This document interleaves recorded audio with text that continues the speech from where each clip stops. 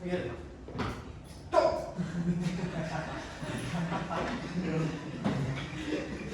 Guru bisui. Guru bisui. Kapan deh?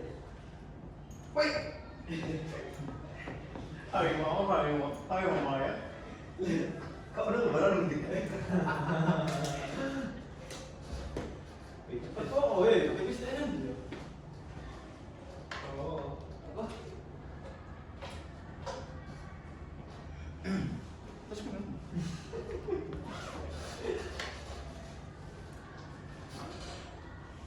Apa tinggal ini gitu? Ini. Harus kan. Aku udah takut tuh, takut kalau kayak kamu tinggal apa? Gimana ya? Itu apa?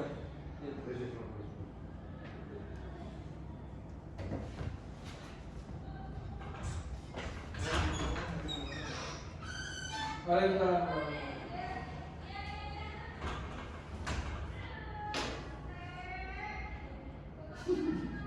Nanti kalau dia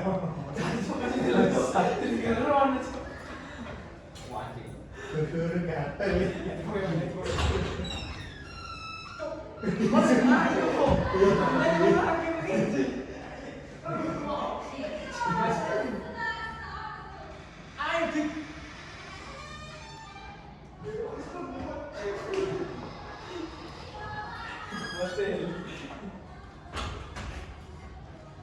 Harimau.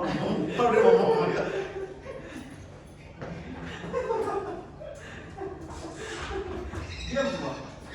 Bapak sudah datang.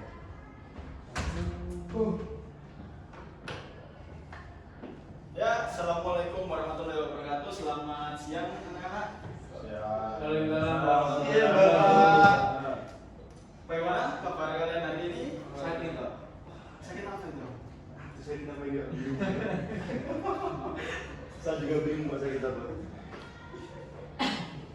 Ya, semoga kita selalu diberi kesehatan ya. Amin. Biar bisa melaksanakan Amin. pelajaran kita hari ini.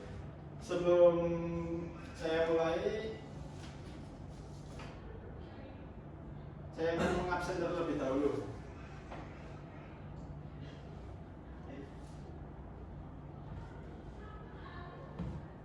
Oke, yang pertama Mas Ilham Zainal Falaki. Ada dua. Yang kedua ada Mas Nadif Walbi. Dua. Terus Rizal Mirza. Terus Aidan Arrijal. Ada dua. Dan yang terakhir ada Syaril Yuda. Hard.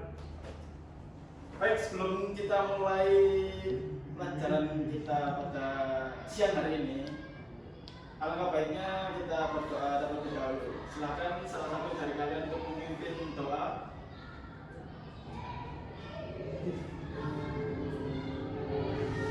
Sebelum kita belajar pelajaran pada hari ini, lebih dahulu kita baca basmalah dan dilanjutkan dengan doa. Doa mulai. Amin. Doa dalam nama saya. Oke. Kali ini pada pertemuan hari ini kita akan membahas sebuah materi yang dimana topiknya yaitu etika komunikasi digital. Sebelumnya ada yang tahu apa itu etika? Akhlak. Ada lagi? Sikap. Oke, dua jawaban tadi sudah cukup untuk membantu ya. Jadi etika sendiri yaitu sikap yang dimana hubungan dengan materi kita hari ini yaitu bagaimana cara kita menyikapi komunikasi digital.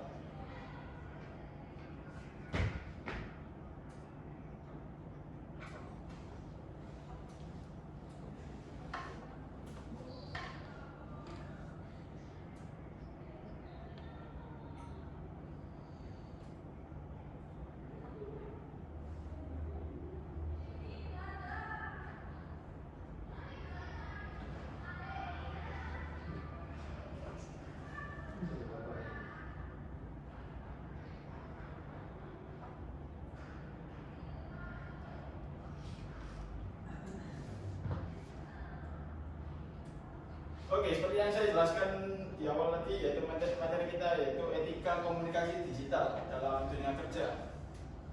Apa sih komunikasi digital itu?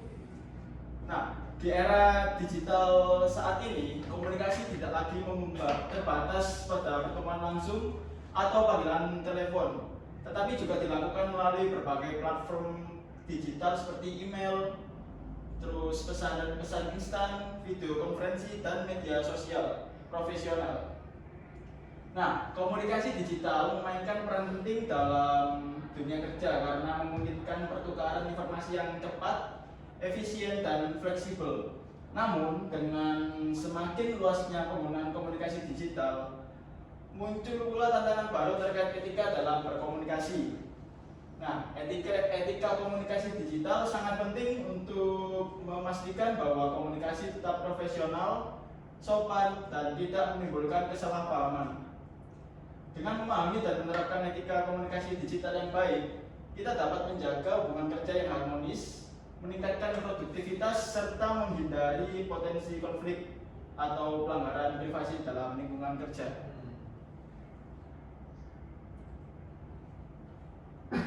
Nah, apa sih tujuan etika komunikasi digital sendiri? Etika komunikasi digital dalam dunia kerja bertujuan untuk memastikan bahwa setiap interaksi yang dilakukan melalui media digital tetap profesional, jelas, dan sesuai dengan norma yang berlaku. Dengan menerapkan etika yang baik, karyawan dapat menjaga profesionalisme dalam berkomunikasi sehingga menghindari kesalahpahaman yang dapat menyebabkan konflik atau hambatan dalam pekerjaan. Selain itu, komunikasi yang etis juga berperan dalam meningkatkan efisiensi dan produktivitas kerja dengan memastikan pesan yang disampaikan tepat sasaran dan mudah dipahami. Aspek penting lainnya adalah menjaga privasi dan keamanan data, terutama dalam dunia kerja yang sering melibatkan informasi sensitif atau rahasia perusahaan. Dengan komunikasi yang etis, perusahaan juga dapat membangun reputasi yang baik di antara karyawan maupun di mata klien dan mitra bisnis. Oleh karena itu, memahami dan menerapkan etika komunikasi digital adalah langkah penting dalam menciptakan lingkungan kerja yang harmonis, produktif, dan profesional.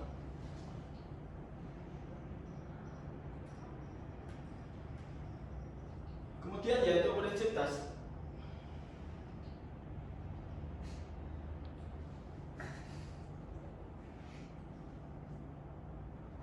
Nah, selanjutnya adalah prinsip dasar etika komunikasi digital. Yang pertama yaitu kesopanan dan profesionalisme, yaitu dengan cara menggunakan bahasa yang santun dan juga menghindari kata-kata kasar atau tidak pantas ketika kita menemui seseorang.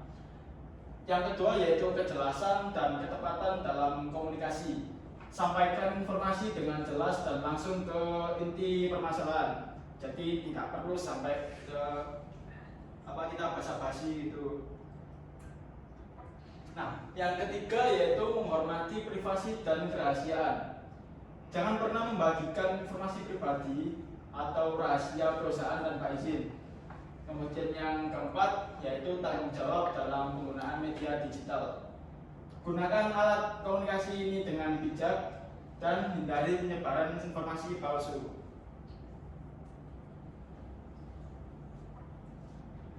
Kemudian yaitu bentuk-bentuk komunikasi digital di dunia kerja. Yang pertama ada email profesional, yaitu sarana komunikasi resmi antar karyawan atau dengan klien. Yang kedua yaitu chat dan pesan instan seperti Slack, WhatsApp, dan Teams, yang dimana digunakan untuk komunikasi cepat dan koordinasi tim. Yang ketiga yaitu video konferensi seperti Zoom dan Google Meet. Dan ini adalah alternatif rapat tatap muka yang memungkinkan diskusi lebih efektif. Jadi tidak selalu harus bertemu secara offline. Kemudian yang keempat yaitu media sosial profesional atau LinkedIn yang dimana digunakan untuk networking dan membangun citra profesional.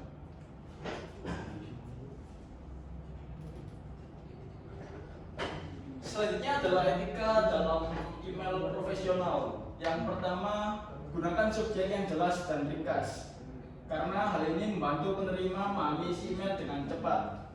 Yang kedua, yaitu hindari penggunaan huruf kapital berlebihan atau seperti kesannya kita marah-marah gitu. Jadi alangkah baiknya kita gunakan format teks yang sesuai. Yang ketiga yaitu gunakan salam dan penutup yang sopan agar dapat menjaga kesan profesional dan menghormati sang penerima.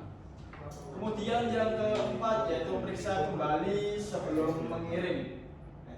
Pastikan tidak ada kesalahan ketik atau informasi yang salah sebelum kalian mengirim pesan kepada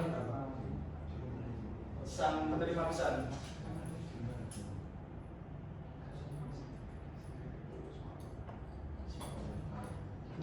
Kemudian yaitu etika dalam chat dan pesan.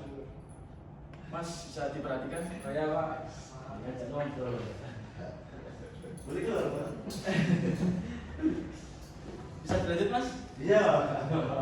Kemudian yaitu etika dalam chat dan pesan instan. Yang pertama, gunakan bahasa yang sopan dan profesional. Jangan terlalu santai atau informal dalam konteks kerja. Yang kedua, yaitu hindari mengirim pesan di luar jam kerja tanpa urgensi, karena dapat mengganggu lawan rekan kerja kalian yang akan kalian.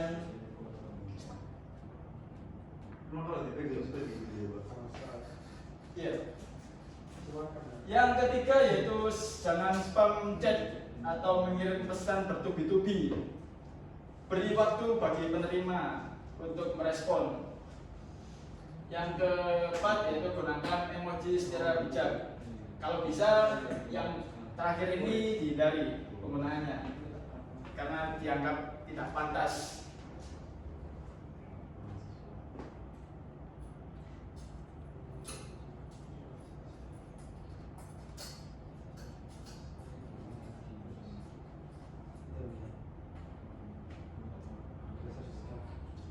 Sama, Pak, ini. Oke, kemudian yaitu etika dalam chat dan pesan instan. Yang pertama, gunakan bahasa yang sopan dan profesional. Yang kedua, hindari mengirim pesan di luar jam kerja. Ya.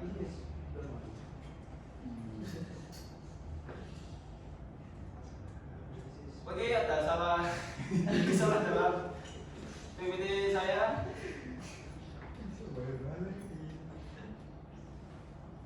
Nah, yang selanjutnya adalah etika dalam video konferensi. Yang pertama, berpakaian profesional. Sesuaikan dengan budaya perusahaan meskipun bekerja dari rumah. Jadi misal kalau perusahaan sudah biasanya memakai batik, alangkah baiknya kalian juga memakai batik. Yang kedua, yaitu periksa mikrofon dan kamera sebelum bergabung. Gunanya yaitu menghindari gangguan teknis saat rapat berlangsung. Yang ketiga, gunakan latar belakang yang pantas. Hindari latar belakang yang berantakan atau mengganggu. Yang terakhir, jangan multitasking saat rapat berlangsung. Fokus pada pembicaraan dan tunjukkan rasa hormat pada peserta lain.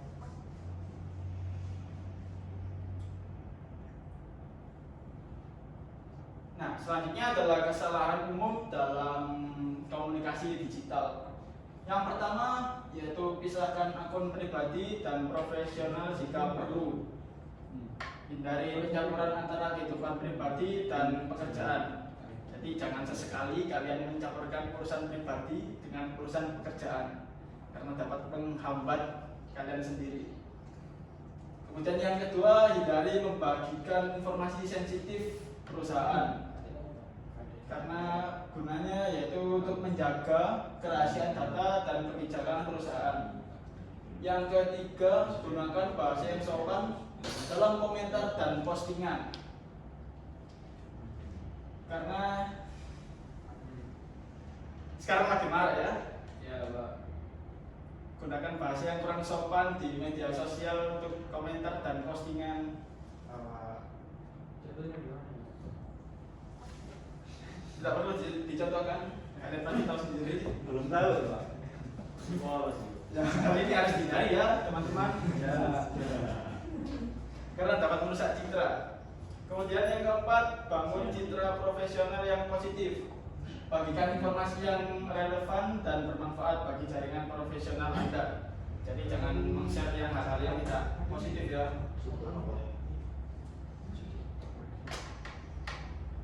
Selanjutnya adalah etika dalam media sosial profesional. Yang pertama yaitu mengirim email tanpa membaca ulang, karena dapat menyebabkan kesalahpahaman atau kesalahan informasi. Yang kedua, menggunakan nada yang terlalu santai dalam komunikasi formal, karena bisa dianggap tidak profesional. Kemudian yang ketiga, tidak menanggapi pesan dengan tepat waktu. Hal ini bisa juga menghambat pekerjaan dan komunikasi tim.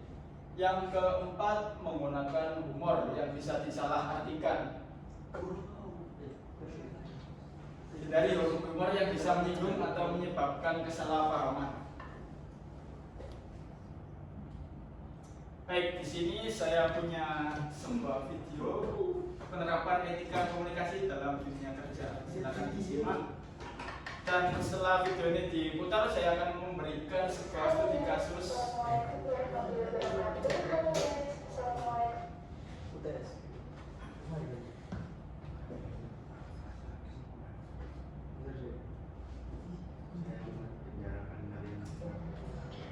Selamat siang, selamat sore, selamat malam, dan selamat pagi bagi kalian yang melihat. Baik, bisa disimak. Ada pepatah yang mengatakan empat nama kata saya. Jadi, perkenalkan nama saya Desita Erma Putri dari P1422015 dari akuntansi Sekolah Vokasi Universitas 11 Maret. Di sini saya akan menjelaskan bagaimana sih cara menerapkan etika komunikasi yang efektif di lingkungan pekerjaan dan penting nggak sih etika komunikasi itu di lingkungan pekerjaan? Sebelum kita membahas lebih lanjut mengenai etika komunikasi di lingkungan pekerjaan, apa sih yang dimaksud dengan etika itu?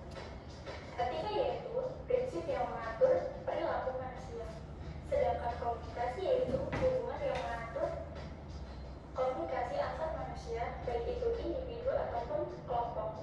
Jadi dapat disimpulkan bahwa etika komunikasi yaitu prinsip yang mengatur hubungan antar manusia, baik itu individu ataupun kelompok. Sedangkan etika di dalam dunia kerja yaitu sebuah aturan ataupun pedoman yang ada di setiap perusahaan dan dilaksanakan oleh setiap karyawan ataupun pimpinan sehingga membentuk moral yang baik dalam suatu perusahaan. Penting nggak sih etika komunikasi di lingkungan pekerjaan itu?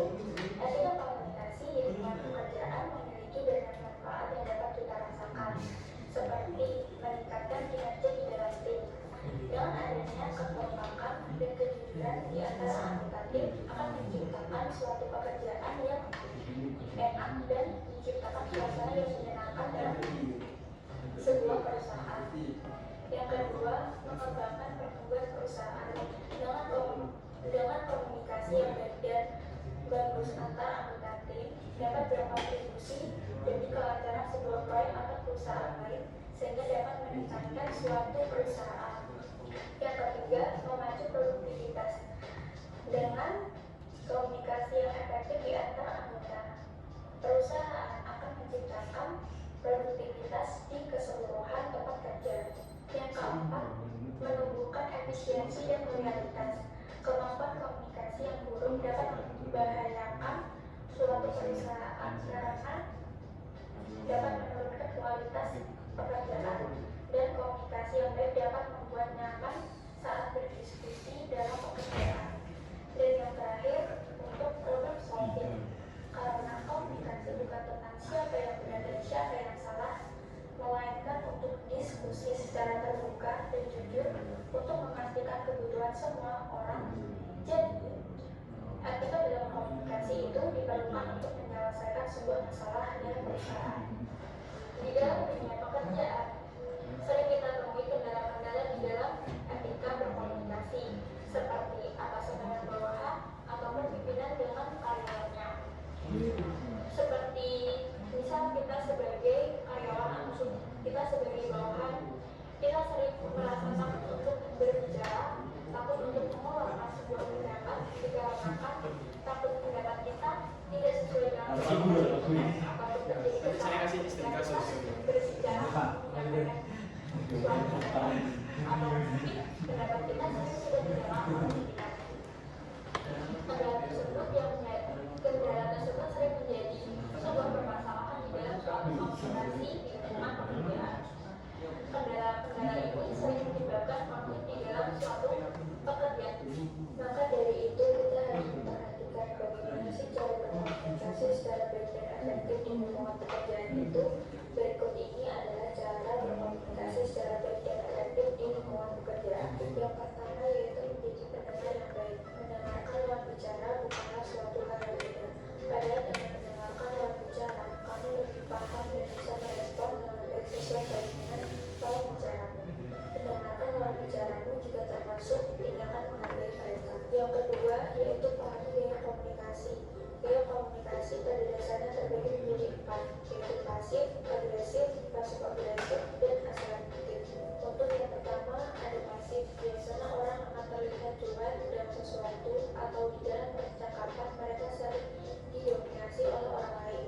Mereka juga biasanya kesulitan untuk menolak sesuatu. Untuk agresif, mereka sering menggunakan gaya komunikasi, menggunakan perintah, mengajukan pertanyaan dengan sedikit kasar, sering gagal mendengarkan orang lain, dan di dalam komunikasi mereka juga sering frontal ketika menyampaikan sesuatu. Yang ketiga ialah pasif agresif. Biasanya orang dengan gaya komunikasi pasif agresif terlihat pasif di permukaan, tetapi di dalam hati mereka sangat tangguh. Kebanyakan mereka kesulitan untuk mengakui keinginan mereka. Salah satu ciri orang yang komunikasi pasif agresif adalah menggunakan sindiran atau sarkasme. Yang keempat atau yang terakhir yaitu asertif. Biasanya orang yang menggunakan gaya komunikasi ini merupakan kriteria rekan kerja yang dapat diajak kerjasama dengan baik. Orang dengan gaya komunikasi ini sering mengekspresikan ide dan perasaan mereka tanpa mengesampingkan kepentingan orang lain. Ketiga yaitu menyampaikan pesan dengan jelas. Hal ini dapat membuat pesan yang disampaikan dapat diterima dengan baik oleh rekan kerja. Jika kamu merasa kurang dalam komunikasi dengan baik atau tergesa-gesa, cobalah untuk tenang terlebih dahulu. Keempat yaitu menggunakan bahasa tubuh atau nonverbal. Nonverbal adalah bentuk komunikasi yang tidak menggunakan kata-kata, melainkan bahasa tubuh dan ekspresi. Komunikasi nonverbal juga merupakan bagian penting dalam terjadinya komunikasi efektif. Dengan menambahkan bahasa, saat berkomunikasi dapat menguatkan pesan yang ingin disampaikan. Yang kelima yaitu empati. Sederhananya, empati yaitu kemampuan untuk membayangkan diri sendiri berada di posisi seseorang, sehingga kamu dapat memahami apa yang dirasakan orang tersebut. Pada dasarnya, kamu terlebih dahulu bisa menanyakan kabar atau mendengarkan jika mereka mengajak berbicara terlebih dahulu. Bentuk yang kelima yaitu ramah dan sopan. Yang keenam, jangan takut untuk bertanya. Dan yang terakhir yaitu hindari membahas topik yang sensitif. Saat melakukan komunikasi, usahakan agar pembicaraan di tempat kerja tetap netral. Menahan untuk membahas politik atau topik sensitif lainnya yang dapat mencegah kamu menyinggung siapapun. Sekian materi yang dapat saya sampaikan. Kurang lebihnya saya mohon maaf. Terima kasih. Baik, itu tadi beberapa ini. Mas, ngapain mas?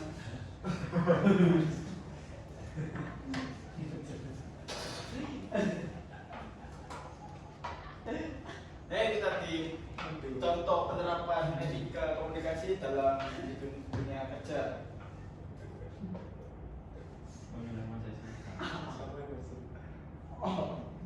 Selanjutnya Bapak punya sebuah studi kasus. Silahkan dibaca, nanti akan saya kasih soalnya. Sibal.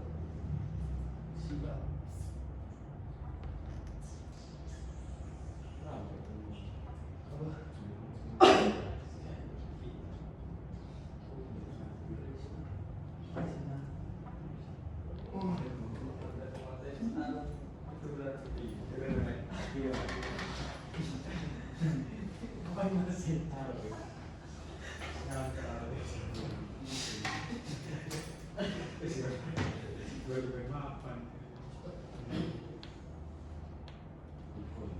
Sudah dibaca atau dicatat? Sudah. Oke. Ya, foto Pak. Siap-siap. Nah, ini adalah 4 pertanyaan yang bisa kalian jawab.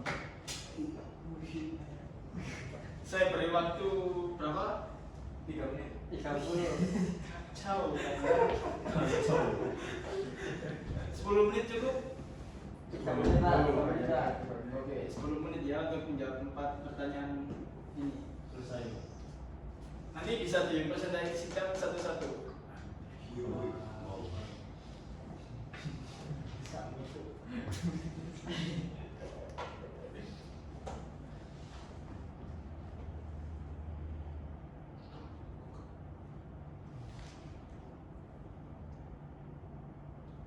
Silakan dikerjakan.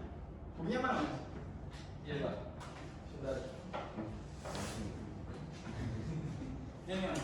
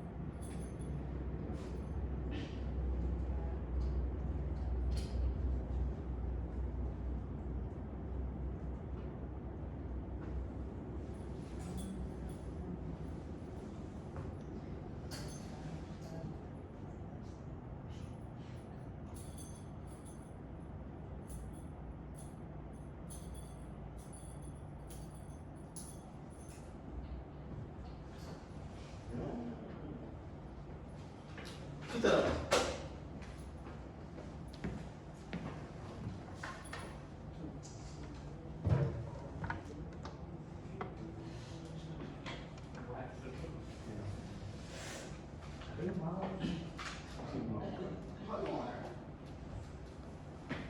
Allah.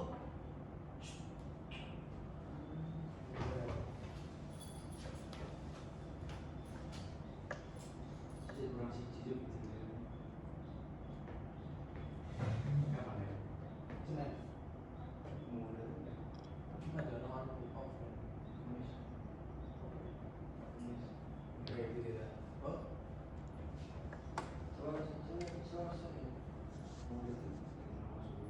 pas itu pas mau itu tapi isu-isu yang itu dulu kau iya jadi cuma ada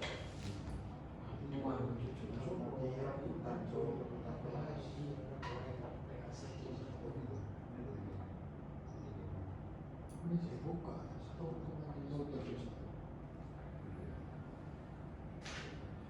satu buka yang kayaknya gua seminggu jam 10 dari sini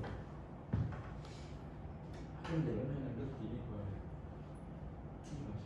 wis masih di lumayan kalau saya kalau saya juga ya wis kalau saya rada poin terus jujur aja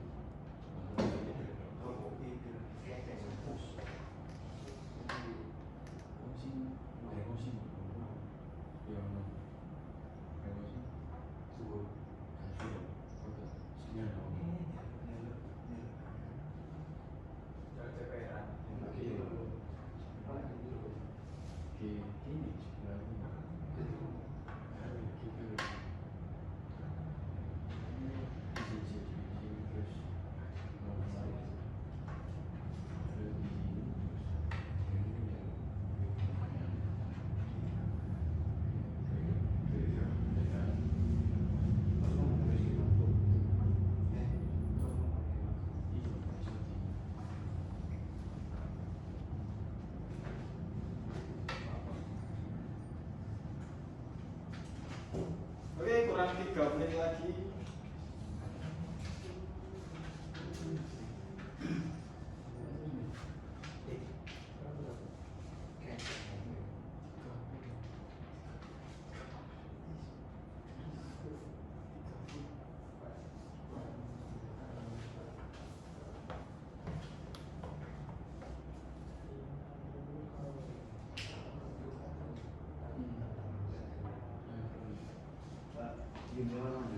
Silakan Mas.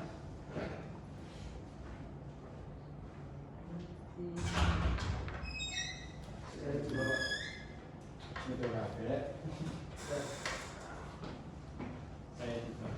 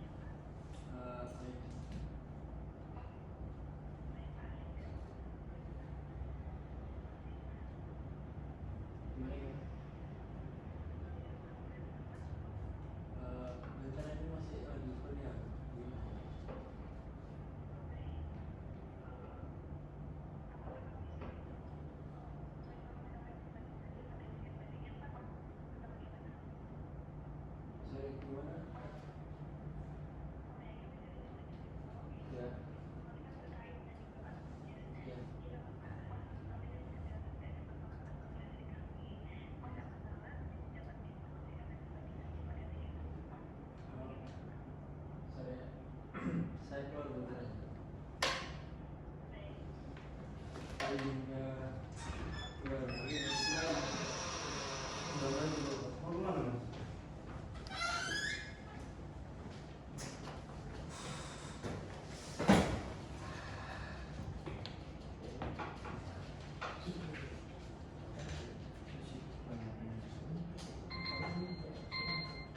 Oke, waktu habis silahkan.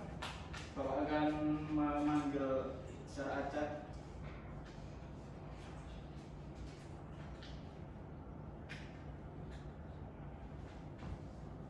Nanti satu anak menjelaskan satu soal ya, satu pertanyaan. Iya bapak.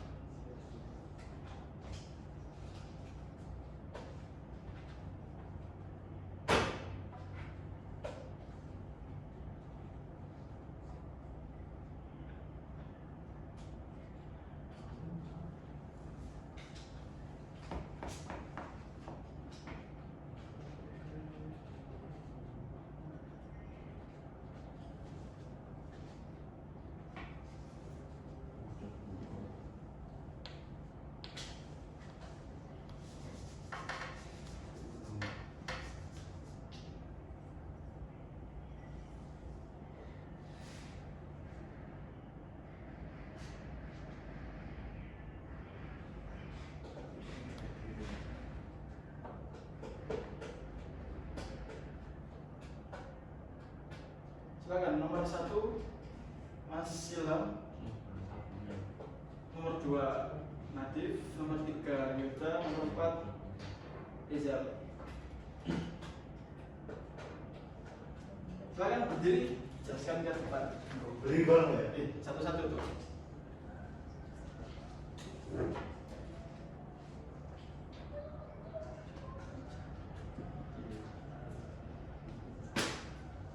Berdiri di tempat ya, Pak? Di sini Mas, supaya teman-temannya kelihatan.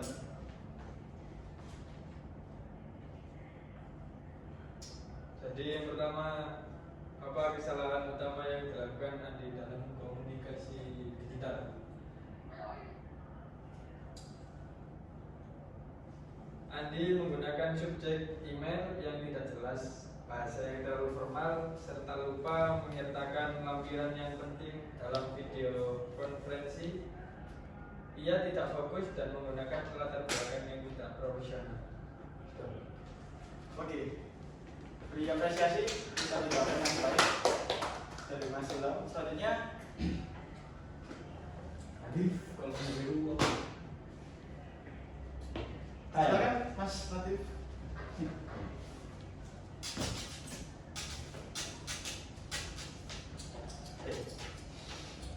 Jawaban nomor 2. Bagaimana cara memperbaiki kesalahan dalam email profesional? Gunakan subjek yang jelas, bahasa yang sopan dan profesional, serta selalu periksa kembali isi email sebelum mengirim, termasuk memastikan lampiran sudah terpasang. Sudah, Pak. Baik, diapresiasi. Selanjutnya nomor 3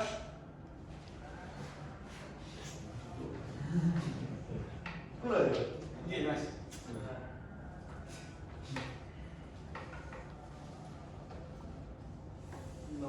Untuk nomor 3, mengapa fokus dalam video konferensi itu sangat penting?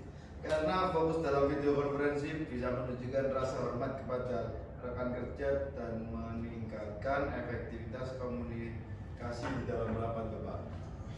Cukup baik sekali Bapak. Yang terakhir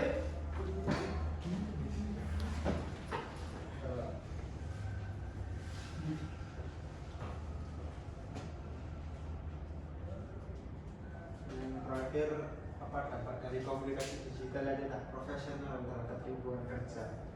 Hal tersebut dapat menyebabkan kesalahpahaman, menurunkan citra perusahaan atau profesional seseorang, serta menghambat produktivitas dalam hubungan kerja yang lebih baik. baik.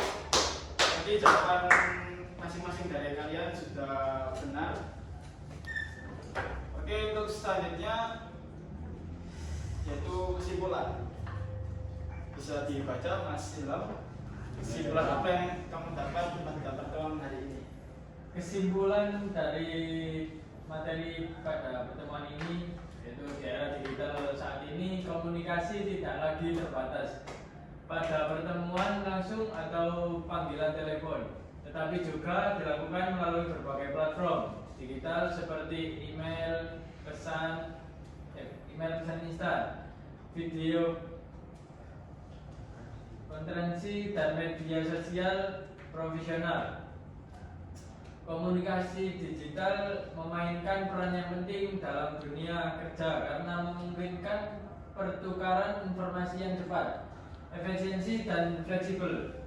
Namun dengan semakin luasnya penggunaan komunikasi digital muncul pula tantangan baru terkait etika dalam berkomunikasi. Etika komunikasi digital sangat penting untuk memastikan bahwa komunikasi tetap profesional, sopan, dan tidak menimbulkan kesalahpahaman.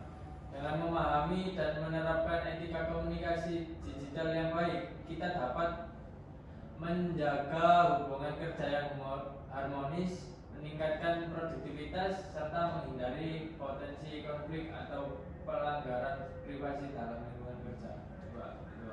Oke. Itu tadi penjelasan singkat dari saya pada pertemuan hari ini. Untuk yang terakhir, apa ada pertanyaan dari kalian?